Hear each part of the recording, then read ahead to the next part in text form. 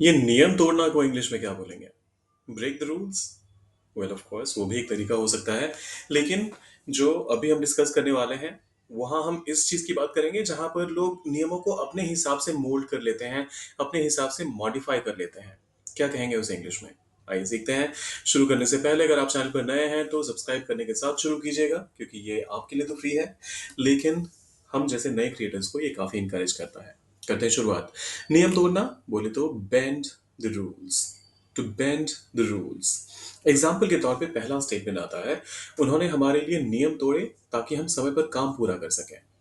They bent the rules, bent का past bent हो जाता है। They bent the rules for us so we could finish the work on time. They bent the rules for us, उन्होंने हमारे लिए नियम तोड़े ताकि, सो आप चाहें तो सो के बदले सो दैट का भी इस्तेमाल कर सकते हैं, हम वी पूरा कर सकें, कुड फिनिश काम द वर्क समय पर on time.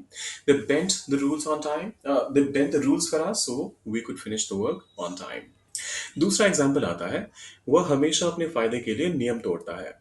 He always bends the rule, he always bends the rules for his benefit.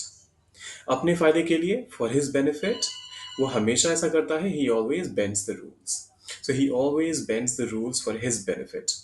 और तीसरा एग्जाम्पल कहता है, मैनेजर ने नए कर्मचारी के लिए नियम तोड़ दिए। The manager bent the rules for the new employ.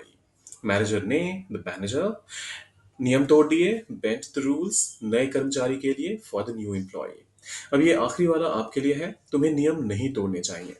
Should का इस्तेमाल करना पड़ेगा यहाँ पर आपने, और ऑब्वियसली शुड नॉट का इस्तेमाल होगा, और उसका इस्तेमाल करते हुए बेंड द रूल्स का इस्तेमाल कीजिए और कीजिए इसे ट्रांसलेट, डालिए कमेंट सेक्शन में, और जाने से पहले सब्सक्राइब, लाइक और शेयर कर दीजिएगा। मिलते हैं जल्दी।